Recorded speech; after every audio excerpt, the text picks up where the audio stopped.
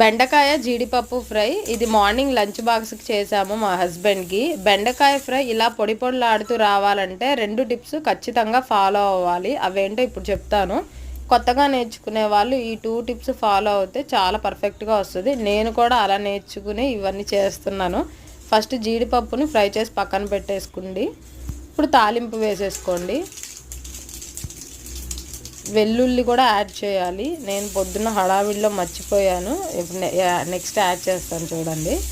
బెండకాయ ముక్కలు వేసుకున్న తర్వాత 5 మినిట్స్ పాటు కలుపుతూ ఉండాలి. ఇది ఒక టిప్ అండి. ఇలా చేస్తే మనకి ఆ జిగురు అంతా పోయి బెండకాయ ముక్కలు అనేవి విడివిడిగా వస్తాయి, లేకపోతే జిగురు జిగురుగా అతుక్కుపోతాయి.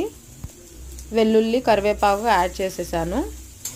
ఇలా ఫ్రై చేసుకున్న తర్వాత జిగురు పోయిన తర్వాత సిమ్లో పెట్టి మూత పెట్టుకోవాలి.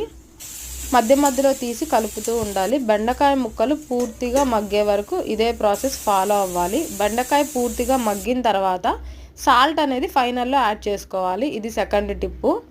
తర్వాత జీడిపప్పు, పసుపు, కారం, అంతేనండి. సింపుల్, చాలా టేస్టీగా ఉంటుంది. ఈ విధంగా ఒకసారి చేసి చూడండి. కారం వేసిన తర్వాత ఒక 2 మినిట్స్ మాత్రమే ఉంచి స్టవ్ ఆఫ్ చేసేసుకుంటే పర్ఫెక్ట్ బెండకాయ ఫ్రై రెడీ అవుతుంది. వీడియో నచ్చితే లైక్ చేయండి. మా ఛానల్కి సబ్స్క్రైబ్ చేసుకోండి. Thank you for watching.